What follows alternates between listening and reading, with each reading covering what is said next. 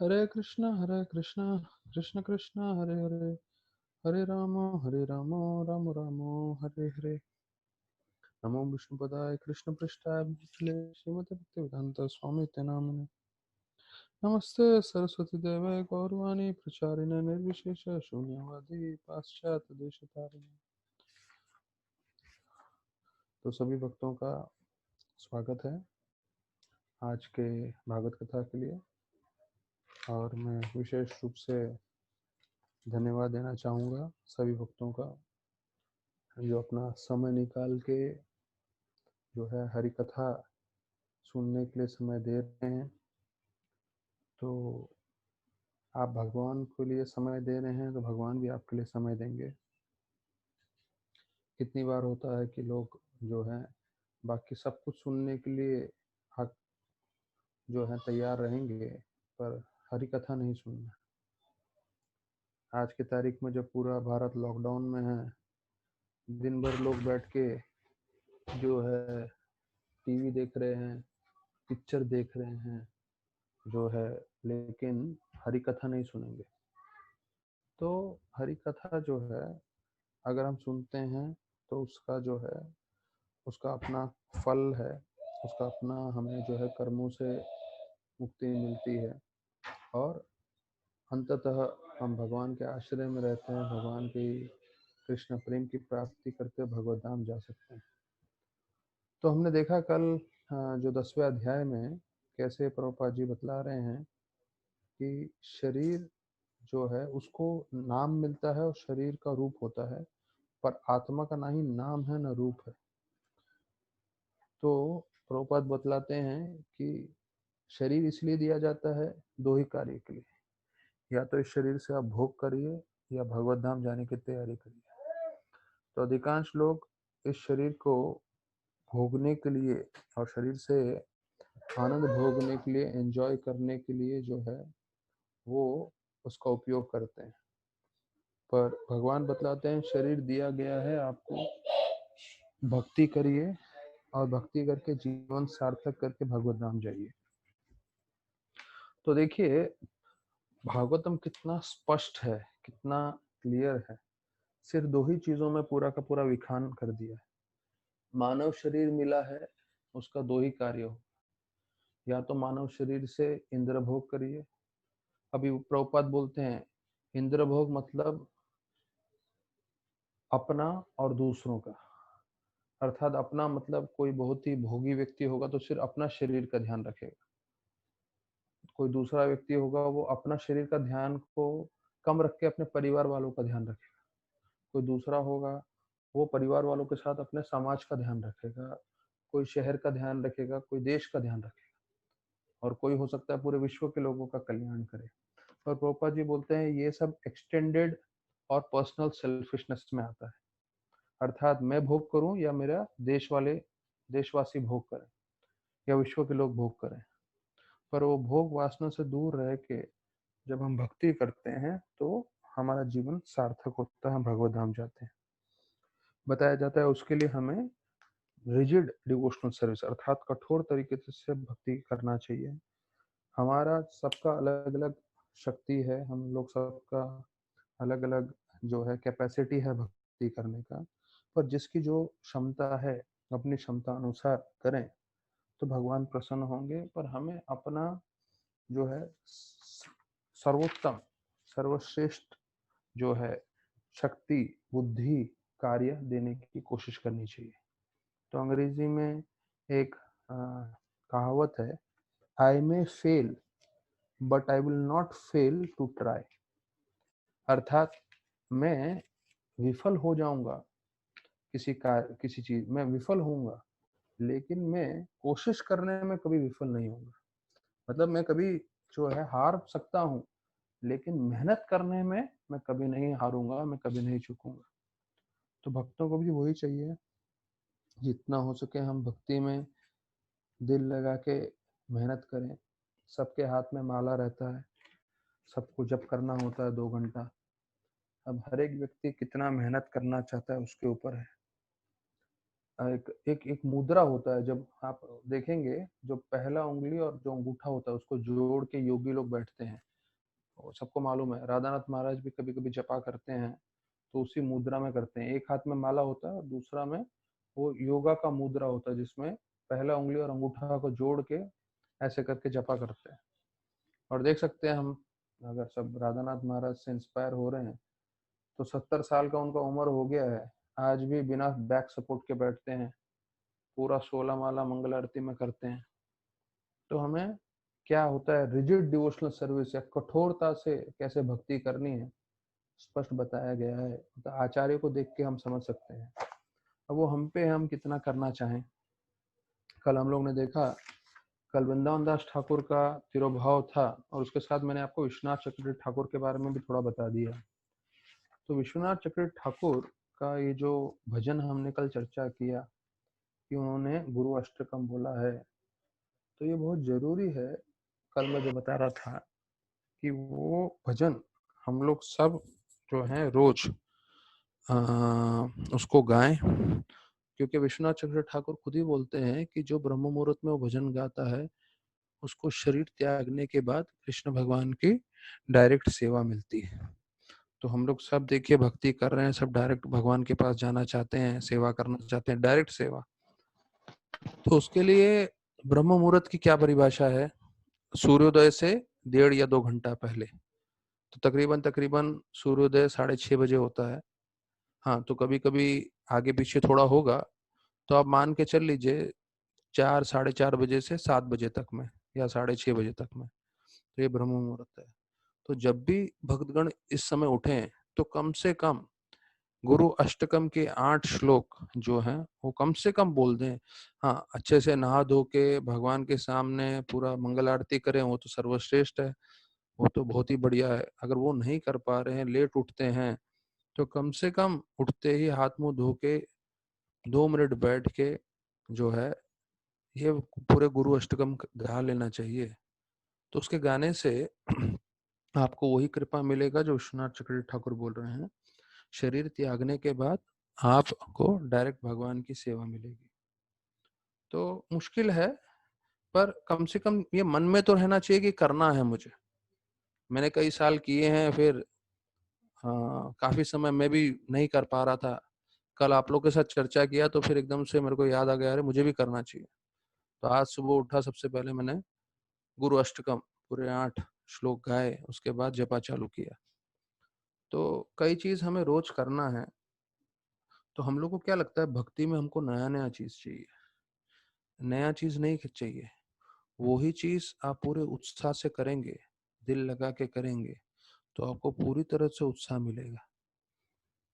लोगों को लगता है कुछ नया नया प्रवचन में सुनना चाहिए। भैया, अगर आपके मन में हर बार नया नया सुनने का है तो कल के दिन आप बोलोगे मुझे माला में भगवान का नाम जप में भी नया नया मंत्र चाहिए। नहीं, वो एक ही महामंत्र।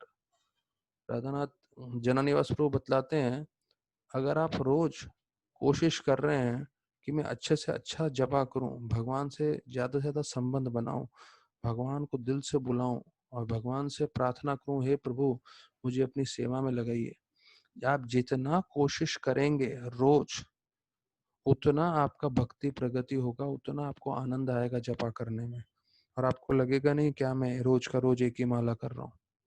और वो 2 घंटा आपके लिए बहुत आपको उत्साह देगा। तो एक तो है ये गुरु अष्टकम गाना चाहिए, उसके साथ नरसिंह आरती। अभी मुझे ये बताने की जरूरत नहीं है कोरोना वायरस के पूरे वातावरण में क्यों नरसिंह आरती गानी चाहिए। हाँ, नरसिंह आरती दिन में 2 बार, सुबह और शाम गाना चाहिए नरसिंह आरती। ये मंदिर में भी करते हैं, मतलब मैं कुछ नया चीज नहीं बता रहा हूँ। मंगल आरती में नरसिंह आरती होती है, फिर शाम को संध्या आरती में भी नरसिंह आरती होती है। तो पहला होगा गुरु अष्टक, दूसरा है हमारा नरसिंह आरती, सुबह शाम दोनों समय, नहीं तो कम से कम एक बार तो गाइए नरसिंह आरती। और जो है भावना पूर्वक गाना चाहिए, वो जस्ट नाम के लिए गाएं, वो उसका भी कल्याण होगा, फल मिलेगा, पर भगवान से प्रार्थना करते हुए कि प्रभु आप मुझे भौतिक और आध्यात्मिक दोनों जगह आश्रय दें, दोनों जगह से बचा के रखें, जिससे मैं भक्ति हर समय कर सकूं। तो नरसिंह आरती गाना चाहिए। और कई बार मैं तो ऐसे करता हूँ कि हमारे नरसिंह देव तो मायापुर के हैं, उग्र नरसिंह, तो उनको ध्यान कर लेते हैं क्योंकि उनकी हमने इतनी बार पूजा आराधना दर्शन किया हुआ है। तो मान्यता मन से हम साक्षात नरसिंह देव के सामने जाके भी जो है नरसिंह आरती कर सकते हैं। एनीवे लॉकडाउन में गोपीनाथ मंदिर तो जा नहीं सकते। हाँ, मानसिक रूप में आप गोपीनाथ मंदिर जाओ, जगन्नाथपुरी जाओ, हाँ, जो है जहां जाना है आप जाओ, या मायापुर जाओ, जहां भी जाना है जाओ, मानसिक रूप से प्रार्थना करके आ जाओ वापस, तो फल मिलेगा। ये मत सोचिए कि ये काल्पनिक है। अगर आप मानसिक रूप से भी उस जगह पे पहुंच जाते हो और भक्ति करते हो, आपको पूरा फल मिलता है, क्योंकि कलयुग का ये फायदा है, मानसिक रूप से भी भक्ति करना, उसका पूरा फल मिलता है। तो दूसरा हुआ नरसिंह आरती, तीसरा है तुलसी आरती। तो प्रभुपाद जी बोलते हैं तुलसी आरती करना अति आवश्यक है, और चैतन्य चरितामृत में श्लोक भी आता है, निरंतर नाम लो करो तुलसी सेवन, नाची राते पावे तब कृष्ण चरण। बहुत जल्दी आपको कृष्ण के चरण की प्राप्ति होगी अगर आप तुलसी सेवन करेंगे और भगवान का नाम लेंगे। तो तुलसी की आरती करना, तुलसी को जल देना, ये अति आवश्यक है, हर भक्त को चाहिए, हर दिन करे। तो ये सिंपल चीजें हैं, हाँ सिंपल चीजें हैं, लेकिन रोज करना बहुत जरूरी है। और भावपूर्वक, भावना पूर्वक दिल से भक्ति करें, दिल से प्रार्थना करें, तो उसका फल आपको दिखेगा। और अंतिम में शिक्षाष्टकम श्लोक, प्रभुर शिक्षाष्टक श्लोक से ही पढ़े सुने, कृष्ण प्रेम कृष्ण भक्ति तारा बड़े दिने दिने। तो कृष्ण प्रेम और कृष्ण भक्ति आपके जीवन में बढ़ेगा अगर आप ये शिक्षाष्टकम श्लोक का उच्चारण करेंगे, जो 8 श्लोक है। तो हमारे पास जो है समय ही समय है अभी, तो कम से कम नियमित रूप से ये करें, माला करें 16 माला, और जितना हो सकता है भागवतम पढ़ें, भागवतम सुने, उससे आपका भी कल्याण होगा और दूसरों का भी। तो अभी ये बताया गया है कि हम लोग 11वें अध्याय में हैं। 11वें अध्याय का शीर्षक है कि भगवान जो है द्वारका में प्रवेश कर रहे हैं। तो इसके 6 भाग हैं, 6 में से हम आज के 3 भाग लेंगे। पहला है द्वारकावासी जो है भगवान कृष्णा को मिलने आते हैं, जो पहले 10 श्लोकों में है। फिर 11 से 15 श्लोकों में द्वारका का सौंदर्य का वर्णन किया गया है, कितना सुंदर था द्वारका। और 16 से 23 श्लोक में बताया गया है कि भगवान कैसे आदान प्रदान करते हैं अलग अलग भक्तों से। फिर 24 से 27 श्लोक में कृष्ण भगवान का सौंदर्य का वर्णन है। 28 से 35 में कि भगवान माता देवकी के साथ और अलग अलग रानियों के साथ कैसे आदान प्रदान करते हैं।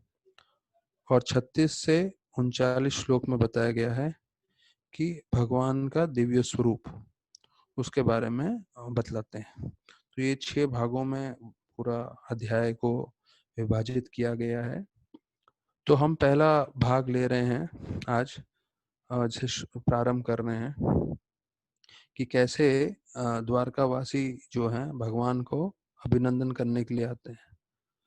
तो बताते हैं भगवान जैसे ही द्वारका के बाहर आते हैं तो अपना शंख जो है वो बजाते हैं, और शंख बजाने से जो है उसका ध्वनि सुनने लगता है।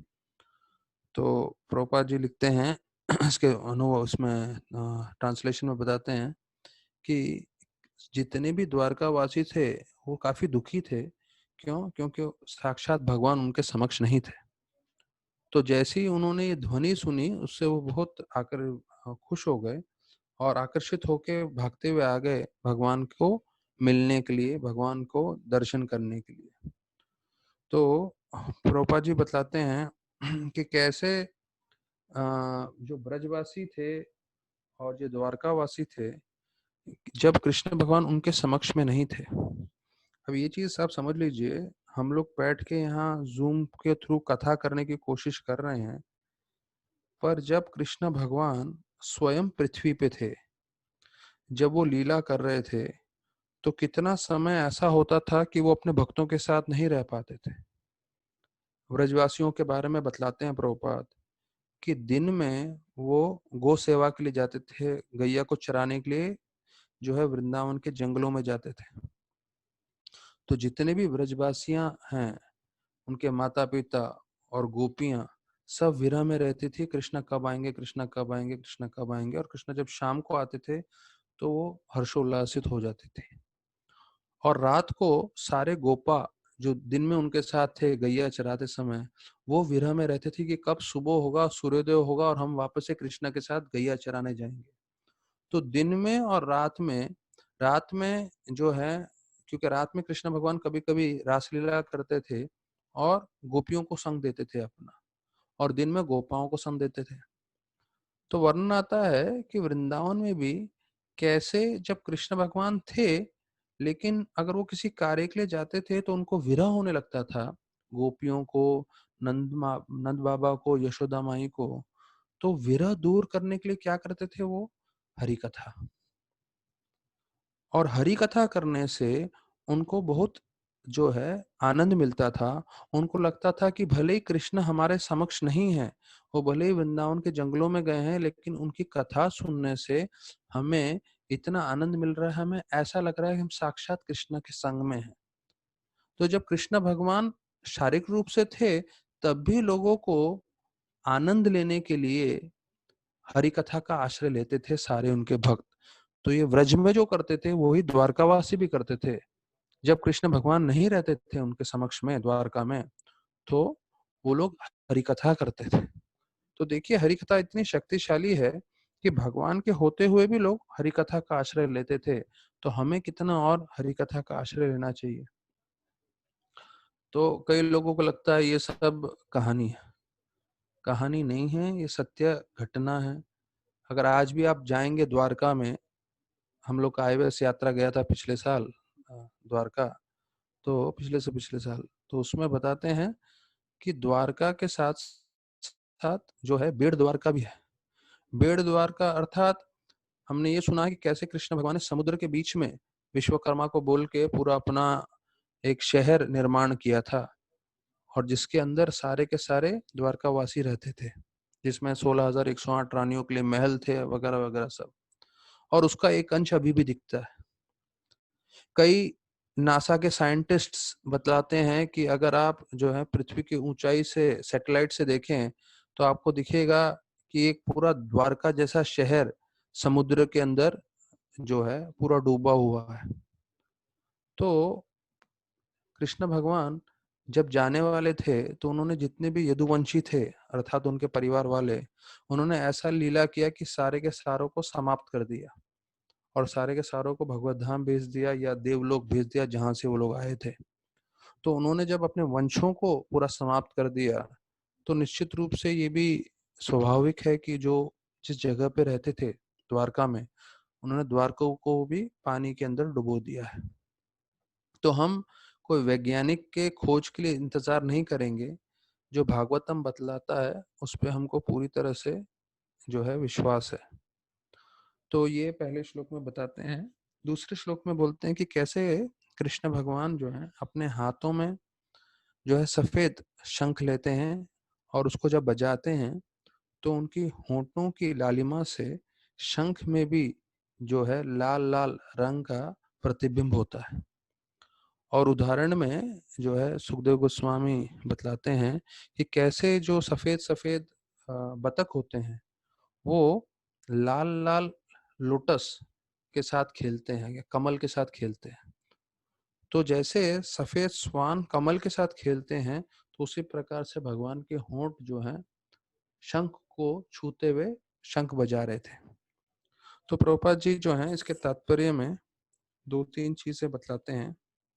एक चीज बतलाते हैं कि कैसे सफेद स्वान और लाल कमल का तुलना किया गया है।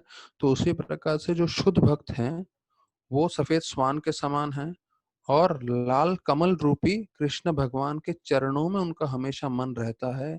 और क्योंकि भगवान के चरणों में जो है भगवान सच्चित आनंद के बने हुए हैं, आनंद मतलब संपूर्ण रूप से जो है वो आनंदित रहते हैं। क्योंकि उनके भक्त भी भगवान के चरणों में मन लगा के रखते हैं, तो भक्त भी हर पल आनंदित रहते हैं। प्रभुपाद जी लिखते हैं क्यों? क्योंकि कृष्ण भगवान स्वयं ही आनंदित है। तो प्रभुपाद लिखते हैं by spiritual contact with Lord everything becomes spiritual. तो जैसे ही कृष्ण भगवान का संपर्क रहेगा तो हर एक चीज आपका बदल जाएगा, वो हर एक चीज आध्यात्मिक होगा। जैसे हम लोग सब भोजन करते हैं, वो ही भोजन बिना प्याज लहसुन का जब भगवान को अर्पण करते हैं तो प्रसाद बन जाता है। तो कृष्ण भगवान के संपर्क में सब कुछ आएगा, वो कृष्ण कॉन्शियस हो जाएगा, वो आध्यात्मिक हो जाएगा। तो वैसे हम हर कार्य जो भी कर रहे हैं हमें कृष्ण को बीच में रख के करना है। तो फिर बताते हैं तीसरे श्लोक में कि उसका ध्वनि जो है शंख का, सारे के सारे द्वारकावासी भागते हुए बाहर आ गए, और वो जो ध्वनि है जो है साक्षात भय भी उससे भयभीत हो जाता है उस ध्वनि से। तो हम लोग ने पहले अध्याय में भी सुना है, इसको बार बार आ रहा है, बीच में भी एक बार आया था, यदा बिभ्यति स्वयं भयम, अर्थात यमराज भी जो है डर जाते हैं भगवान के नाम से। वो तो भक्त हैं, पर उनका ये कहना है कि भगवान जब शंख बजाते हैं, भगवान का जब नाम होता है, तो उनके भय में, उनके भी हृदय में भय हो जाता है, क्योंकि उनको मालूम है यहाँ साक्षात भगवान है, साक्षात भगवान का जो है प्राकट्य हुआ है। तो प्रभुपाद जी इसमें बोलते हैं, एक अंग्रेजी शब्द का इस्तेमाल करते हैं, मेलनचोली, MELONCHOLY, मेलनचोली। तो जब से मैंने वो पढ़ा शब्द, तो सबसे पहले डिक्शनरी खोलना पड़ा। मैं बोला भाई ऐसे ऐसे प्रभुपाद जी शब्द इस्तेमाल कर रहे हैं, तो उसका मतलब क्या है? मेलनचोली मतलब लंबे समय के लिए दुख भोगना। तो व्रजवासी, द्वारकावासी लंबे समय के लिए दुख भोग रहे थे, क्यों? क्योंकि कृष्ण भगवान उनके साथ नहीं थे। लेकिन ऐसे समय में वो भगवान की हरि कथा सुन के संतुष्ट हो रहे थे, प्रभुपाद जी बतलाते हैं। तो अभी जैसे उनका शंख बजाना है, वो सूर्योदय के समान बताया गया है, जब सुबह को सूरज उगता है उसके समान। क्यों उसके बारे में बतलाया गया? उसका दो प्रभुपाद जी कारण बतलाते हैं। पहला कारण, जब सूरज उगता है तो जब सब सोए हुए लोग रहते हैं वो उठ जाते हैं। पहला कारण वो होता है कि सोता हुआ व्यक्ति जाग जाता है। और दूसरा कारण ये बतलाते हैं कि सूर्योदय का मतलब है उनका शंख बजाने के हिसाब से कि जो विरह की भावना थी वो खत्म हो गई है, वो क्योंकि कृष्ण भगवान साक्षात रूप से आ गए हैं। क्योंकि जो भक्त होते हैं वो किसी को नहीं जानते सिवाय कृष्ण भगवान के। प्रभुपाद जी लिखते हैं कृष्ण भगवान ही उनके प्रोटेक्टर हैं, बचाने वाले सिर्फ एक हैं, वो हैं कृष्ण भगवान। तो भक्त मुसीबत के समय सिर्फ एक ही व्यक्ति के पास जाता है, वो है कृष्ण भगवान। तो वो चीज इसमें बतलाया है आपस में। फिर प्रभुपाद जी लिखते हैं अब ये देखिए, हर तात्पर्य में, अभी हमने इतने अध्याय में पढ़ा है, हर तात्पर्य में कहीं ना कहीं से प्रभुपाद जी है भगवान को संपूर्ण रूप से आश्रय लेना पे जोर दिए हैं, और उसका मार्ग है भगवान का नाम जप, भगवान की नाम हरि कथा उसमें बताते हैं। प्रभुपाद जी इसमें लिखते हैं इसके तात्पर्य में कि the whole material existence in full of problems, पूरा भौतिक जगत मुश्किलों से भरा हुआ है और हर जगह मुसीबतें व्याप्त हैं, और हम इनके माया के जंजाल में रह रह के हमें इसकी आदत लग गई है। लेकिन हम इस माया से बच सकते हैं कैसे? भगवान के नाम की ध्वनि का आश्रय लेके। और भगवान की ध्वनि महाप्रभु ने बताई है, सबसे शक्तिशाली ध्वनि क्या है? वो है हरे कृष्णा कृष्ण कृष्णा हरे हरे, हरे राम राम राम हरे हरे। तो अगर आप जो 11वें अध्याय के तीसरे श्लोक के लास्ट लाइन में देखेंगे, लास्ट दो लाइन में, तो उसमें लिखते हैं Prabhupada, we can take advantage of these sounds and be free from all threatening problems of material existence. अर्थात आप जब हरे कृष्णा महामंत्र का आश्रय लेंगे तो इस दुनिया में जितने भी बड़ी बड़ी मुसीबतें हैं, थ्रेटनिंग प्रॉब्लम्स जो आपको डराती हैं, बड़ी बड़ी मुसीबतें, उससे आप बच सकते हो। आप उससे मुक्त हो जाओगे, ये प्रभुपाद जी लिखते हैं। तो ऐसे समय में जब हम लोग सब घर में कैद हैं, हमें ऐसे भागवत का आश्रय लेना चाहिए, हरिनाम का आश्रय लेना चाहिए। क्यों? क्योंकि उसमें शक्ति है हमें बचाने की सब मुसीबतों से। ऐसे करके प्रभुपाद जी बतलाते हैं। तो चौथा श्लोक हम लोग पढ़ेंगे। श्लोक नहीं पढ़ रहे हैं हम लोग, सीधा अनुवाद पढ़ रहे हैं। तो उसमें बताते हैं कि जितने भी द्वारकावासी थे वो सब अलग अलग तरह से भेंट लेकर आए, गिफ्ट लेकर आए भगवान के लिए। और उदाहरण दिया जाता है कि जैसे कोई सूर्य को दिया दिखाए। तो सूर्य को दिया दिखाए ऐसा क्यों उदाहरण दिया गया है कि सूर्य को कोई दिया की जरूरत नहीं है, लेकिन जब कोई भक्त सूर्य देव को घी का दिया करता है तो उसको फल मिलता है भक्त सूर्य देव को प्रसन्न करने का। तो वैसे ही दुनिया में जो भी चीज है वो सब भगवान का है। तो हम कुछ भी अर्पण करें तो वो सब भगवान का ही है। और भगवान को जैसे सूरज को एक छोटे से दिए की जरूरत नहीं है, वैसे भगवान को कोई भी हमारे भेंट की जरूरत नहीं है, लेकिन वो स्वीकार कर लेते हैं जिससे हम भक्ति में प्रगति करते हैं। और फिर जितने भी द्वारकावासी थे वो गुणगान करने लगे। तो जैसे कोई बच्चा अपने पिताजी का गुणगान करता है उस प्रकार से गुणगान कर रहे थे। तो प्रभुपाद जी लिखते हैं तात्पर्य में कि कैसे भगवान का एक नाम है आत्माराम। तो आत्माराम अर्थात कि भगवान अपने में ही संतुष्ट हैं, उन्हें कुछ नहीं चाहिए। तो हमें, क्योंकि हम आत्माराम नहीं है, इसलिए हमें बहुत सारी चीजें चाहिए होती है आनंद लेने के लिए, एंजॉय करने के लिए। लेकिन जैसे जैसे हम भी भक्ति में प्रगति करेंगे तो क्योंकि भगवान आत्माराम है, हम भी उनके पद चिन्हों में चलते हुए हम भी आत्माराम बन सकते हैं। हमें भी बहुत सारी चीजों की जरूरत नहीं पड़ती है, हम कम से कम चीजों में भी संतुष्ट हो सकते हैं। क्यों? क्योंकि हमें असली आनंद कहाँ से मिल रहा है? कृष्ण भगवान से। तो कृष्ण भगवान को जो है कल्पवृक्ष पेड़ के समान भी बताया गया है इस श्लोक में। प्रभुपाद जी बोलते हैं किसी भी व्यक्ति की कोई भी इच्छा है तो भगवान कृष्ण के पास जाइए, उनकी भक्ति करिए और कृष्ण भगवान पूर्ति कर सकते हैं, क्योंकि वो हम हमारे परम पिता है। लेकिन प्रभुपाद जी लिखते हैं, ये 11.5 में है। प्रभुपाद जी लिखते हैं कि अगर कोई शुद्ध भक्त है और कृष्ण भगवान को लगता है कि अगर मैं उसको ये चीज दे दूंगा तो उससे उसकी भक्ति बिगड़ जाएगी, तो कृष्ण भगवान उसको वो चीज नहीं देते। तो कृष्ण भगवान बोलते हैं अगर मैं ये दूंगा उसको तो उसकी भक्ति बिगड़ जाएगी। मैं आनंद प्रभु के साथ था, तो आनंद प्रभु बोल रहे थे हर एक व्यक्ति की सीमा होती है, सीमा होती है धन इकट्ठा करने की और धन संभालने की। अगर उसकी सीमा से ज्यादा उसके पास धन आ जाए तो उसका बुद्धि भ्रष्ट हो सकता है। और उदाहरण दे रहे थे कई भक्तों के पास ज्यादा धन आ गया, उसके बाद वो लोग धन का दुरुपयोग करने लगे। ऐसा नहीं कि चार नियम तोड़ रहे थे, लेकिन फिर यहाँ घूमना, विदेश घूमना, ऐसे ऐसे जगह जा जाके पैसे भी डाल रहे थे, समय भी डाल रहे थे। तो बतला रहे थे कि ज्यादा धन आ जाता है तो कई बार अगर हम भक्ति में पूरी तरह से केंद्रित नहीं हैं तो वो धन हमें कृष्ण से दूर लेके जाता है इंद्रभोग के लिए। तो इसलिए यहाँ लिखते हैं प्रभुपाद कि मैं अपने शुद्ध भक्तों को वो ही चीज देता हूं जिससे उसकी भक्ति बिगड़े नहीं। और मुझे अगर ऐसा लगता है कि अगर इसको देने से भक्ति बिगड़ेगी तो मैं उसको, अपने भक्त को वो चीज नहीं देता हूँ।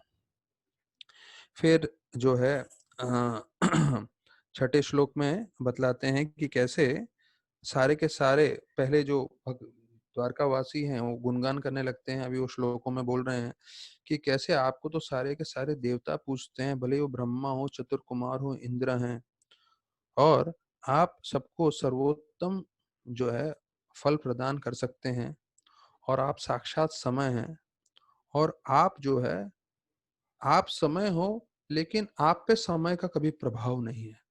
अर्थात समय आपका रूप है जिससे सारे के सारे सृष्टि में देवता के देवता गण भी बंधे हुए हैं, पर आप इस समय से परे हैं। फिर बताते हैं प्रभुपाद बोलते हैं व्हाट इज क्लियर कॉन्शियसनेस, ये छठे श्लोक के आखिरी 3 लाइन में है। हम सबको अगर जानना हो कि हमारी चेतना शुद्ध है कि नहीं, तो प्रभुपाद जी इसमें बतला रहे हैं छठे श्लोक में आखिरी 3 लाइन में, अगर हम कृष्ण भावनामृत हैं और कृष्ण भगवान को हम हमेशा प्रणाम कर रहे हैं, उनकी भक्ति कर रहे हैं, तो ये सबूत है कि हम शुद्ध चेतना में हैं, हमारी चेतना शुद्ध है। अर्थात शुद्ध चेतना वाला हमेशा कृष्ण भगवान की भक्ति करता है, कृष्ण भगवान की सेवा करता है, प्रभुपाद जी इस श्लोक में बतलाते हैं। अच्छा, 7वां श्लोक हम साथ में उच्चारण करेंगे, क्योंकि इस श्लोक में भगवान के अलग अलग गुणों का वर्णन करते हैं द्वारकावासी। भव्यानस्त्वं भव विश्व भावम त्वम एव मात्का सुहृत् पति पिता त्वं सद्गुरुर्न प्रमत्तं च देवतं यस्यान्वृत्ता कृतिनो बभूविमा। अब इस श्लोक में भगवान को अलग अलग नामों से स्तुति किया गया है। विश्व भावना, विश्व मतलब दुनिया और भावना मतलब जो बनाते हैं। तो आप जो है पूरी सृष्टि के निर्माता हो, आप सृष्टि को बनाते हैं। अब ये गिनते रहिए आप कितने कितने चीजों से भगवान की स्तुति कर रहे हैं। पहला हो गया विश्व भावना, दूसरा बोलते हैं माता, माता मतलब हमारे मम्मी मदर। तीसरा बोलते हैं सुरथ, सुरथ मतलब हमारे वेल विशर, सबसे प्रिय मित्र।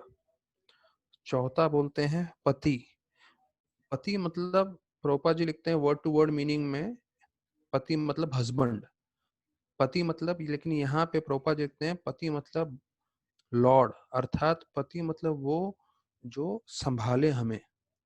तो भगवान का एक रूप है पति। तो ये चौथा बताते हैं। फिर पिता, जैसे पिता बच्चों को संभालते हैं वैसे पिता पति भी संभालता है।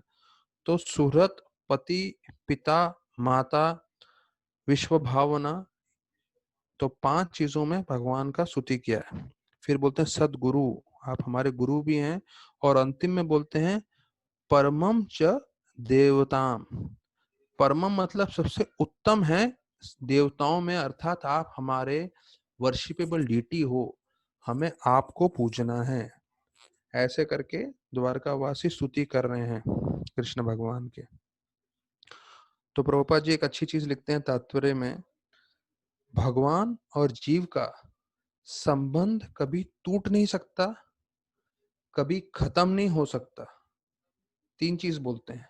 पहला, भगवान और जीव का संबंध कभी टूट नहीं सकता, कभी खत्म नहीं हो सकता। हाँ, भूल सकते हैं। तीसरा बोलते हैं भूल सकते हैं, कि भगवान और जीव का संबंध हम लोग भूल जाते हैं कई बार। और प्रभुपाद बोलते हैं इसलिए शास्त्र दिए हैं। तो हमें लग रहा होगा क्या कर रहे हैं हम लोग, यहाँ बैठ के रोज 1 घंटा सवा घंटा भागवतम सुन रहे हैं, पर ये भागवतम धीरे धीरे धीरे धीरे सुनते रहेंगे तो इसका असर होगा, हम अपना वास्तविक कृष्ण भक्ति, भगवान से जो हमारा संबंध है वो जागृत हो जाएगा। मैंने इस्कॉन के स्टार्टिंग के दिनों में सुना था ये कहानी, कि कैसे एक बच्चा जो है, एक लड़का युवक अपना याददाश्त भूल जाता है। तो उसके बाद उसके माता पिता उसको उसके घर में लेकर आते हैं और उसको दिखाते हैं ये आपका कमरा है, यहाँ आप पढ़ाई करते थे। और फिर उसके दोस्तों से मिलाते हैं, रिश्तेदारों से मिलाते हैं। और ये सब करते करते धीरे धीरे कोशिश क्या कर रहे हैं कि उसको याददाश्त वापस आ जाए। तो बोलते हैं उसी प्रकार से जब हमारी कथा सुन रहे हैं, जो भगवान से हम बिछड़े हुए हैं करोड़ों करोड़ों जन्मों से, तो वो याददाश्त हम वापस लाने की कोशिश कर रहे हैं कि हाँ, जीव जो है भगवान का नित्य दास है, और जब वो भगवान के संपर्क में आएगा तो संपूर्ण रूप से आनंद में रहेगा। अब जैसे एक और उदाहरण देते हैं, एक छोटा बच्चा अपने पिताजी से अलग हो जाता है, तो उसको आप कुछ भी लाके दो वो कभी खुश नहीं रहेगा, उसको पिताजी के साथ ही जुड़ना जरूरी है।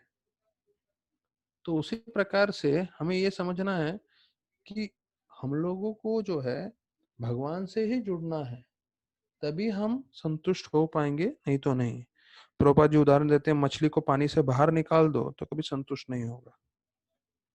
तो ये सब उदाहरण का एक उद्देश्य क्या है कि हम शास्त्र सुने और जैसे यहाँ बोला है, हमारा भगवान से जो संबंध है वो कभी टूट नहीं सकता, हाँ, वो कभी खत्म नहीं होगा, हाँ, लेकिन हम भूल चुके हैं, तो उसको याददाश्त को वापस लाने के लिए शास्त्र सुनते रहे। तो 7वें श्लोक में एक चीज प्रभुपाद जी लिखते हैं उसके अनुवाद में, दैट हम जो है कामयाब हो जाते हैं हर किसी कार्य में भगवान की कृपा से। तो इसका 7वां श्लोक का तात्पर्य बहुत जरूरी है समझना। इसमें प्रभुपाद जी बतलाते हैं कि कैसे वी बिकम सक्सेसफुल, हम कामयाब हो जाते हैं भगवान की कृपा से। तो आप हमें हमेशा हमारी कृपा बनाए रखें, 7वें श्लोक में बोलते हैं। तो कामयाब मतलब ये हमारे लिए बहुत जरूरी है समझना, विशेष रूप से जब हम इस परिस्थिति में हैं। प्रभुपाद लिखते हैं, he is competent to bestow upon us all kind of blessings for successful execution of both our material and spiritual life.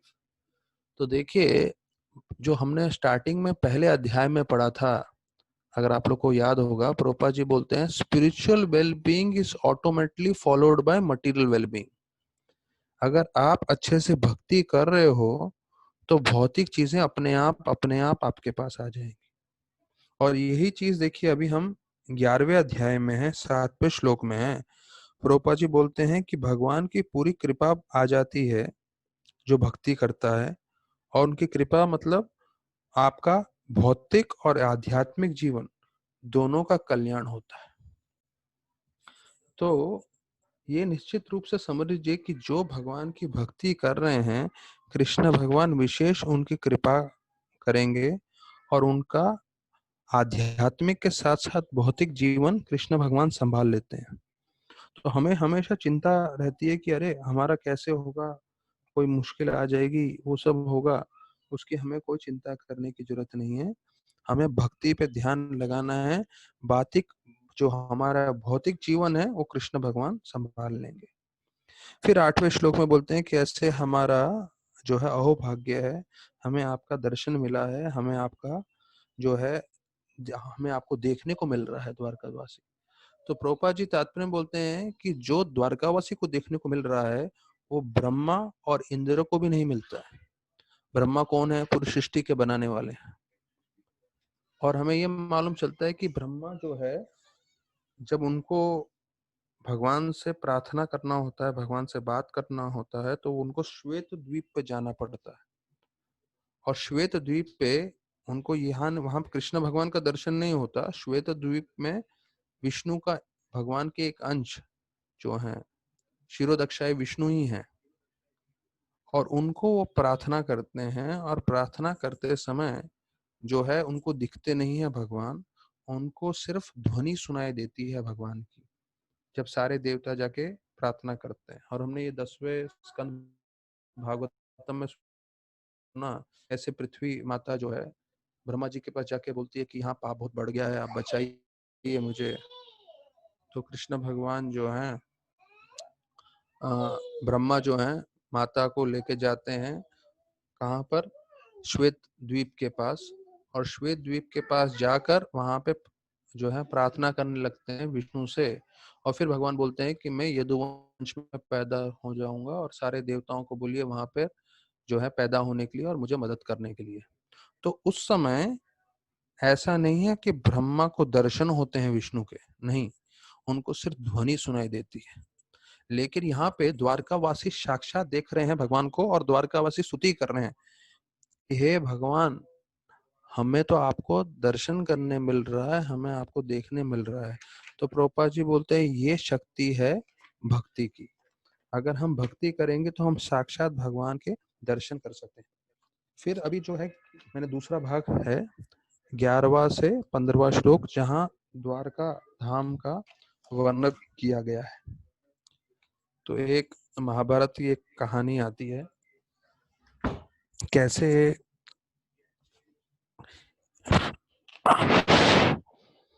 एक मिनट,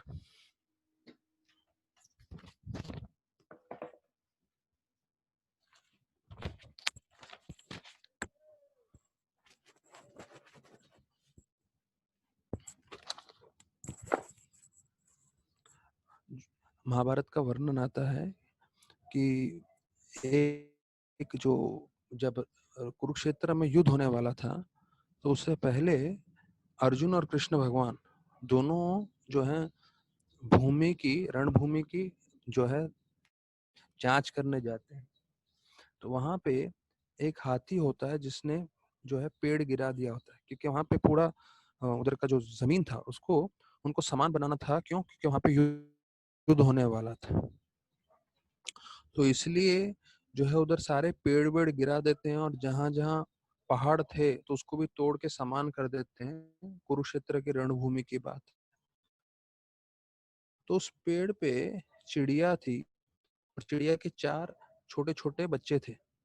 तो चिड़िया कृष्ण भगवान, यहाँ रणभूमि में युद्ध होने वाला है और पेड़ भी गिरा दिए हैं, मेरे जो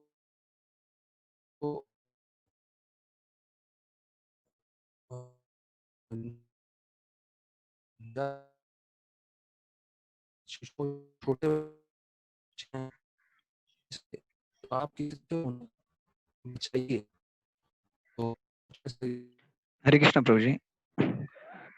भगवान हरे भगवान कृष्णा प्रभु जी। आप धन्यवाद। हाँ बोलिए। प्रभु जी, आपका आवाज बहुत ब्रेक हो रहा है। आप कुछ अलग रूम में वगैरह गए हो क्या? नेटवर्क अरे टूट रहा है आवाज बहुत। या हरे कृष्णा।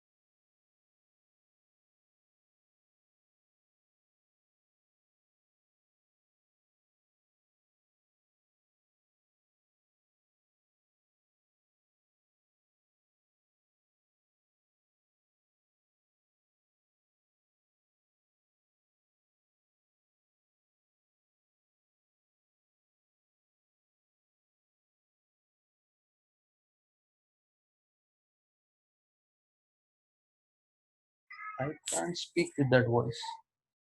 वॉइस ही नहीं आ रहा है आपका, बिकॉज ऑफ वाईफाई नहीं है, तो इधर ऑन करो आपका। अच्छा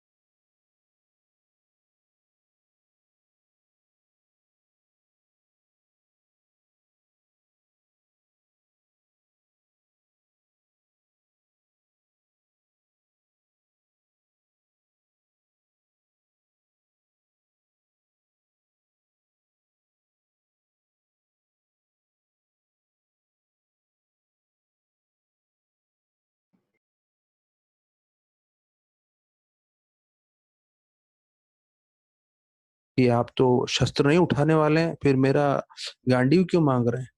और अगर ऐसा है तो आप हरे मुझे कृष्णा प्रभु जी। बोलिए। मैं हाँ प्रभु जी, बोलिए। आपका म्यूट था माइक, अभी मैंने अनम्यूट किया तो वापस। Okay, again I will repeat, no problem.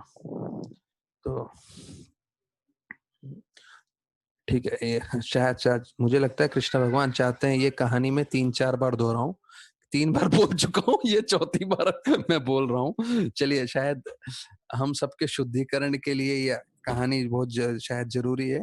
ये प्रामाणिक महाभारत में नहीं है, पर ये ऐसा कथा आता है जो काफी साधु लोग बोलते हैं, और काफी लोग साधु लोग इसकी प्रशंसा भी करते हैं, इसलिए मैं आप लोग को बता रहा हूँ। तो ये जो चिड़िया है वो कृष्ण भगवान से प्रार्थना करती है कि अरे, कुरुक्षेत्र का जो है युद्ध शुरू होने वाला है, हम इस पेड़ पे रहते थे, पेड़ गिरा दिया है, तो हम कहाँ आश्रय लेंगे? मेरे 4 बच्चे हैं जो उड़ भी नहीं सकते। तो कृष्ण भगवान सिर्फ इतना बोलते हैं उनको कि आप जो है 3 हफ्ते का भोजन अपना प्रबंध करके रखिए, आगे देखते हैं क्या होगा। अच्छा, जब रण भूमि में युद्ध शुरू होने वाला होता है तो उससे पहले कृष्ण भगवान अर्जुन को बोलते हैं, अर्जुन अपना गांडीव दो। तो अर्जुन चौंक जाते हैं। अर्जुन बोलते हैं कि गांडीव, आपने तो वचन लिया है कि आप अस्त्र नहीं उठाएंगे, तो आप गांडीव क्यों मांग रहे हैं और आप क्यों चलाना चाहते हो? तो अर्जुन तो सर्वोत्तम योद्धा थे पूरी पृथ्वी पे, वो बोले मैं जो है तीर मार देता हूँ। तो बोलते नहीं, मुझे दो। ऐसे करके कृष्ण भगवान वो जो है गांडीव को लेते हैं और उससे एक तीर छोड़ते हैं एक हाथी की तरफ। तो वो हाथी था केशव। तो उसके गले में एक बहुत बड़ा घंटा था, क्योंकि हाथी जब यहाँ वहां जाते हैं तो उनके गले में घंटा बांधते हैं जिससे आवाज आए। तो वो जो तीर है सीधा उसके घंटे पे लगता है और घंटे पे लगता है और वो गिरता है घंटा। तो अर्जुन मुस्कुराने लगते हैं कि कृष्ण भगवान ने जो है क्या तीर मारा, वो केशव जो हाथी था उसका भी अंत नहीं किया। तो मुस्कुरा के बोले कृष्ण भगवान को, चाहिए तो मैं तीर मारता हूं और मैं उसको अंत करता हूं उस हाथी का। तो कृष्ण भगवान सिर्फ मुस्कुराते हैं, उसका कोई प्रतिक्रिया नहीं करते। और पूरे 18 दिन का जो है कुरुक्षेत्र का युद्ध हो जाता है। उसके बाद वापस से जाते हैं कृष्ण और अर्जुन देखने के लिए कि यहाँ रणभूमि में कितने लोग का अंत हुआ है वगैरह वगैरह। और ऐसे करते करते वही घंटा देखते हैं कृष्ण भगवान जो उन्होंने गिराया था युद्ध शुरू होने से पहले। और सबको मालूम है 18 दिन तक युद्ध चला था। तो अर्जुन को बोलते हैं घंटा उठाओ। तो अर्जुन बोलते हैं यहाँ इतने सारे सैनिक मारे गए हैं, इतना सब आभूषण है वगैरह वगैरह सब है, लेकिन वो सब छोड़ के, सैनिक को छोड़ के घंटा उठाने को बोल रहे हैं। तो कृष्ण भगवान फिर भी उनको इशारा करते हैं उठाओ। तो वो उठाते हैं और उसको उठाते ही उसमें से माता चिड़िया और उसके 4 चूजे जो भी बड़े हो जाते हैं 3 हफ्ते में, उड़ने लगते हैं। तो माता चिड़िया जो है कृष्ण भगवान को धन्यवाद करती हैं कि कैसे उनके हस्तक्षेप होने के कारण पूरा 18 दिन भयंकर जो है दिव्य अस्त्रों का प्रयोग हो रहा था, पर चिड़िया और उनके बच्चे बच गए। क्यों? वो घंटे के नीचे रह गए। तो ये कहानी बतलाते हैं साधु लोग कि कैसे कृष्ण भगवान जो है हमेशा अपने भक्तों की रक्षा करते हैं और कोई भी उनके आश्रय में आएगा तो उनको हमेशा बचाते हैं। तो फिर अभी वर्णन आ रहा है कि कैसे 10वें श्लोक से 11वें श्लोक से कि कैसे द्वारका जो पुरी है उसका वर्णन आता है। उसमें बोलते हैं ब्रजवासी कि द्वारकावासी कि कैसे आपके बिना एक एक पल जो है लाखों लाखों साल के समान है। लाखों साल बीत जाते हैं पर हमें आपका एक पल दर्शन नहीं होता तो हम उतना विचलित हो जाते हैं। और उदाहरण देते हैं, ये 11वें श्लोक में है कि कैसे हमारी आंखें जो हैं बिना सूरज के कोई योग्य की नहीं है। ये 9वां श्लोक था। तो उसके में बताते हैं जैसे आंखों को आप तभी प्रयोग में ला सकते हो जब सूरज है। अगर सूरज नहीं होगा तो हमारे सामने हमारा हाथ होगा तो भी हम नहीं देख पाएंगे।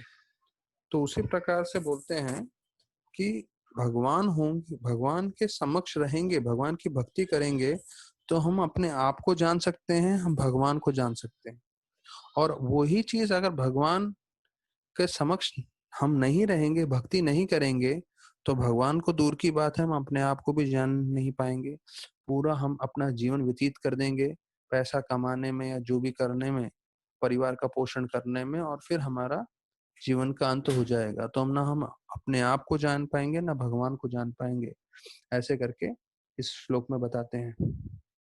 फिर वर्णन आता है, प्रभुपाद जी 10वें इसमें बोल रहे हैं, ये 10वें इसका श्लोक का आखिरी 4-5 लाइन है कि Maya has to be removed and when it is so done the living entity sees the Lord face to face. तो वो जो मैंने अभी बताया कि कैसे जीवन में से आप माया को हटा सकते हो और कैसे अपने जीवन में से सारे दुख तकलीफ परेशानी को हटा सकते हो अभी हम सबकी इच्छा है हम हमेशा खुश रहें, आनंद में रहें, तकलीफों से बचे रहें। तो ये लास्ट लाइन आप लोग ध्यान से सुनिए। क्यों? क्योंकि इसमें बतलाते हैं प्रभुपाद कैसे इससे निकल सकते हैं। ये आखिरी लाइन में है, द इल्यूजरी एनर्जी और the curtain of maya has to be removed and when it is so done the living entity can see the Lord face to face and all his miseries at once can be removed. मतलब जितने भी दुख परेशानी हमारे जीवन में है, अगर उसको निकालना है तो उसके लिए क्या करना है? कृष्ण भगवान से जुड़ना है, अर्थात भक्ति से जुड़ना है, गुरु से जुड़ना है। अभी देखिए प्रभुपाद जी का ये लाइन मुझे बहुत पसंद आया। प्रभुपाद जी लिखते हैं, every one of us wants to remove miseries of life. हम लोग सब चाहते हैं हमारे जीवन में से दुख हटे, but we do not know how to do it. हमें मालूम नहीं कैसे करना है। The solution is given here. समाधान यहाँ पे दिया गया है। And it is rest on us and it rests on us to assimilate it और नॉट। अर्थात समाधान इसमें है, हमने बता दिया है। अब हर एक जीव का स्वतंत्र इच्छा है, उसको यह समाधान चाहिए कि नहीं। आपको अपने जीवन में दुख, तकलीफ, परेशानी से छुटकारा चाहिए, ठीक है। उसका एकमात्र कृष्ण की भक्ति नहीं करोगे तो दुख, परेशानी, तकलीफ से आप नहीं बच सकते हो। ये एकदम सरल चीज में बताया है और जो इसको अपनाएगा उसका कल्याण होगा। ऐसे करके फिर 11वें श्लोक में जो है अनुवाद में बोलते हैं कैसे भोगवती अर्थात जो जो दूसरे लोक हैं पृथ्वी लोक के नीचे, उसका वर्णन आता है जहाँ नाग सब रहते हैं। तो जैसे नाग नागलोक का पूरी तरह से सुरक्षा करते हैं, वैसे ही बताया जाता है द्वारका भी जो है, द्वारका के अलग अलग राजाओं के द्वारा भोज, मधु, अर्थ, कुकर, अंधका, ये सब अलग अलग वृष्णि राज के राजा थे, वंश थे, जो पूरे के पूरे द्वारका की जो है संरक्षण करते थे। तो प्रभुपाद जी बोलते हैं कि नागलोक अर्थात ये जो है पृथ्वी से नीचे आता है, वहां पे सूर्य की रोशनी नहीं पहुंचती, तात्पर्य में बोलते हैं। तो वहां पे जो है रोशनी कैसे मिलती है? तो इन नाग जो होते हैं उनके सर पे मणि होती है। तो ये मणि की परछाई जो है वो एक दूसरे की तरफ जो है लगती है और उस परछाई जो है बड़े पैमाने में उस लोक में जाती है, इसलिए उधर रोशनी होती है करके प्रभुपाद जी बताते हैं। फिर बताते हैं द्वारकापुरी में अभी उसका वर्णन आ रहा है कि द्वारकापुरी में पूरी तरह से ऐश्वर्य था, उधर पेड़ थे, उधर जो है बड़े बड़े उद्यान थे और बहुत सारा जल का सरोवर था और उसमें कमल थे। तो उसमें तात्पर्य में प्रभुपाद जी बोलते हैं कि दो तरह के पेड़ होते हैं। हम लोग ये पढ़ लेते हैं, Dwarka was surrounded by flower gardens and fruit orchards along with reservoirs of water and growing lotuses. तो प्रभुपाद जी लिखते हैं कि कहीं पे भी मिल्स हैं, फैक्ट्रीज हैं और कत्ल खाने हैं, वो सब का वर्णन नहीं है। अब देखिए हमने पिछले अध्याय में पढ़ा कि कैसे फैक्ट्री, मिल, स्लॉटर हाउस, कत्ल खाने सब बकवास है। इसके कारण जितना भी मानव समुदाय है वो दुख भोग रहा है, परेशान में है, तकलीफ में है। वही चीज प्रभुपाद जी वापस से बतला रहे हैं। तो प्रभुपाद जी का वापस से बोलने का उद्देश्य ये है कि हमारे मन में हम अच्छी तरह से बैठा दें ये सब चीजें काम की नहीं है। काम की चीजें क्या है? भगवान की भक्ति करना, भगवान का सेवा करना। तो प्रभुपाद लिखते हैं, development of factories and mills is called उग्र कर्म। मतलब ये बहुत भयंकर कर्म है, बेकार कर्म है अगर हम फैक्ट्री और मिल लगाते हैं। और उससे क्या होता है? इससे बताया जाता है जितने भी लोग हैं वो लोग दानव प्रकृति के बनते हैं ऐसे जगह कार्य करके, मिल्स में और फैक्ट्रीज में। मुझे मालूम है जितने भी लोग ये सब जगह पे काम करते हैं, अधिकांश लोगों को शराब की आदत पड़ जाती है ऐसे।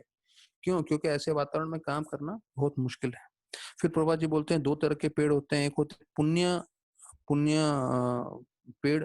पुण्य पेड़ अर्थात जो जिसमें फल लगते हैं और फूल लगते हैं, और दूसरे पेड़ होते हैं जो इतने अच्छे पेड़ नहीं होते, तो वह विशेष रूप से बोलते हैं कि कलयुग में ऐसे ही पेड़ मिलेंगे, हाँ, क्योंकि उस पेड़ पे ना फल लगते हैं ना फूल लगते हैं। तो प्रभुपाद बोलते हैं दोनों रास्तों के इस तरफ और उस तरफ ऐसे ही पेड़ लगा रहे हैं आज की तारीख में जो गवर्नमेंट है, इसका कोई मूल्य ज्यादा नहीं है। और क्यों? क्योंकि वो ना फूल देते हैं ना फल देते हैं। तो फिर प्रभुपाद जी बतलाते हैं कि कैसे जो है भगवान के द्वारका में अलग अलग तरह के पेड़ थे, और सब लोग ने अपने घरों में भी जो है अलग अलग तरीके से जो है पत्ते और पेड़ लेकर आए थे, क्योंकि ये पत्ते और पेड़ भी जो है शुभ माने जाते हैं।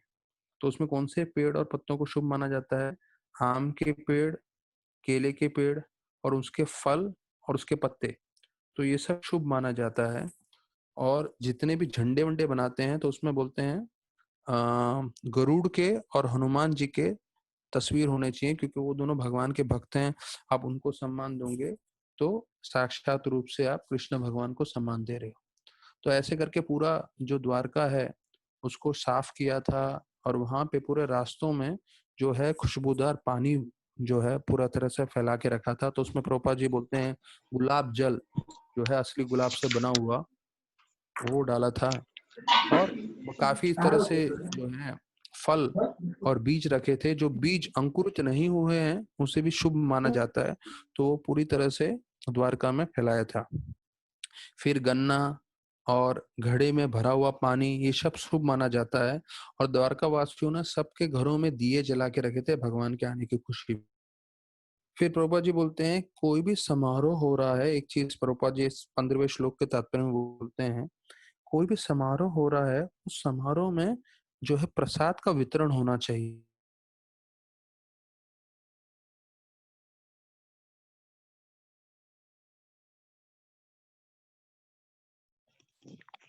हरे कृष्ण गुरुजी, your voice is not coming.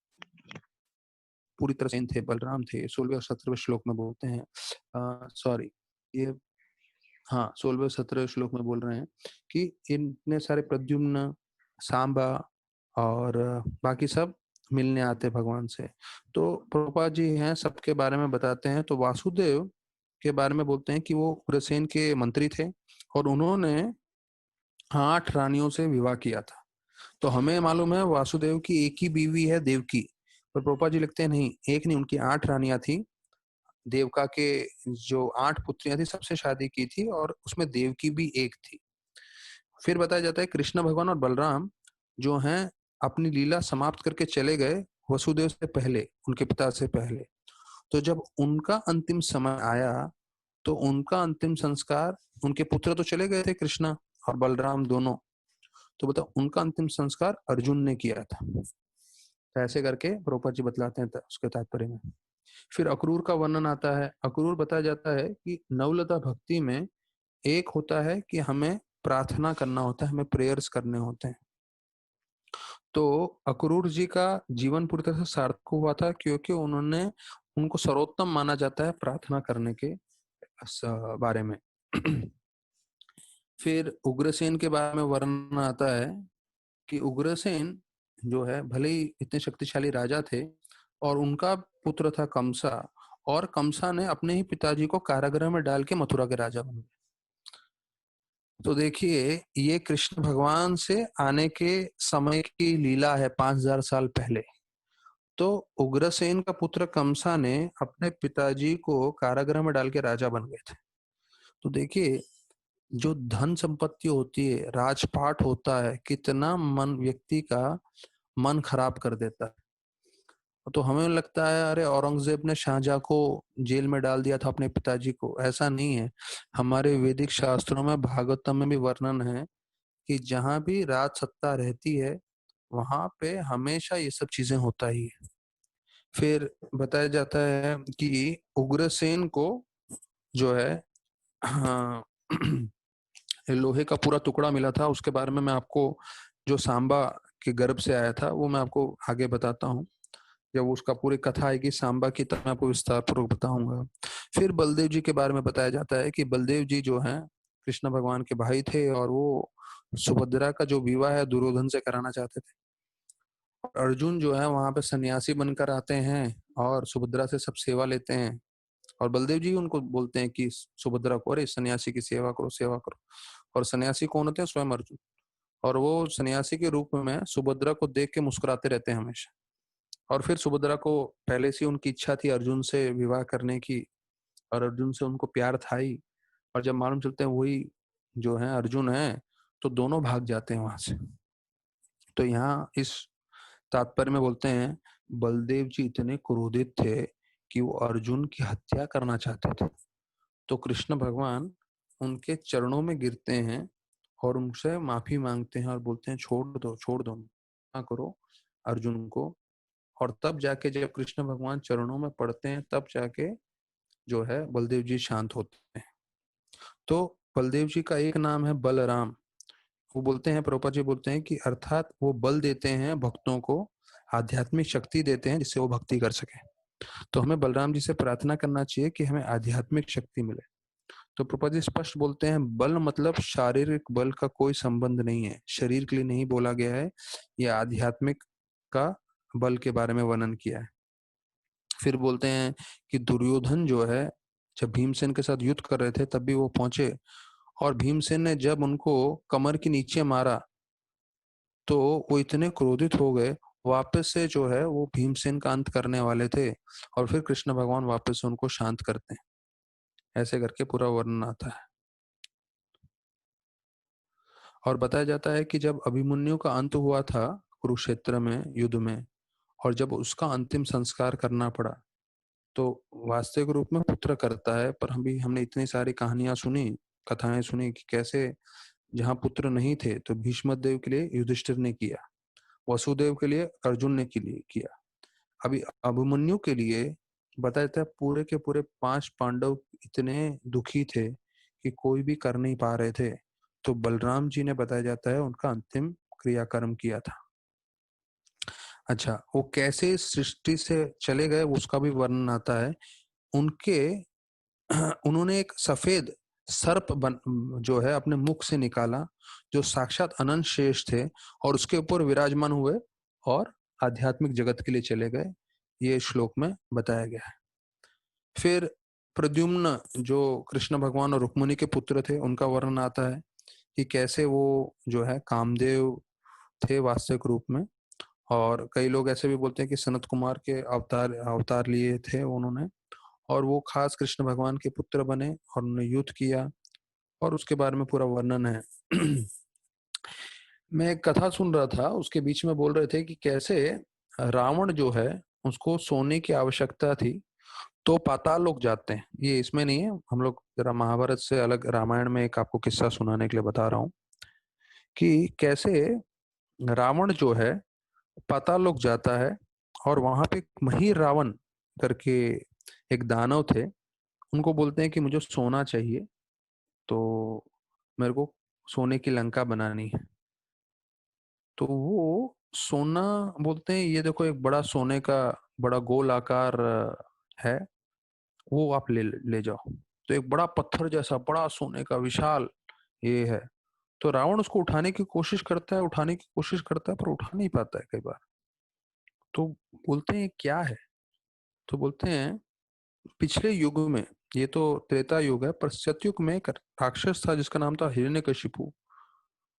ये उसका कान का झुमका है।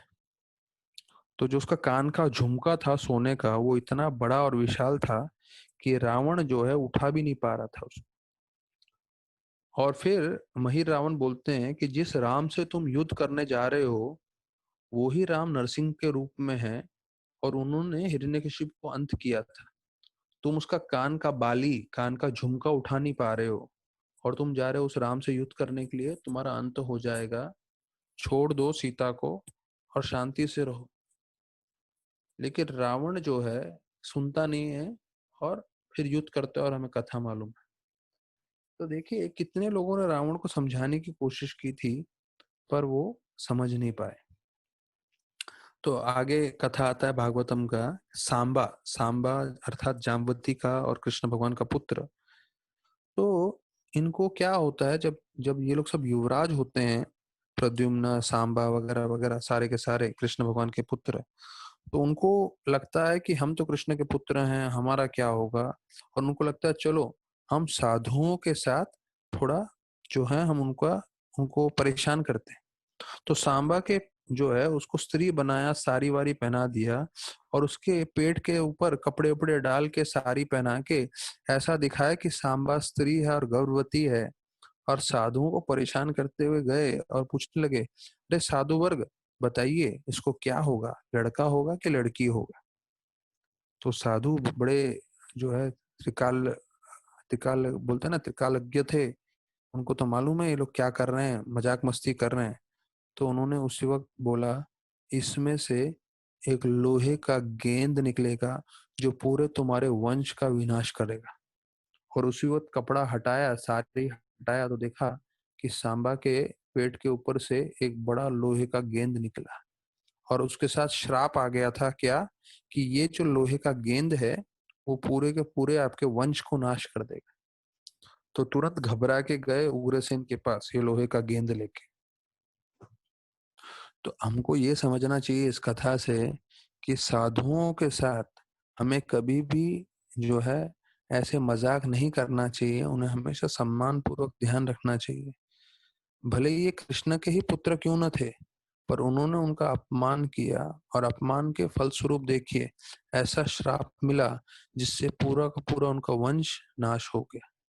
तो साधुओं का हमेशा सम्मान करना चाहिए, कभी गलती से भी उनके साथ मजाक इत्यादि नहीं करना चाहिए, नहीं तो कभी कभी भारी बैठता है।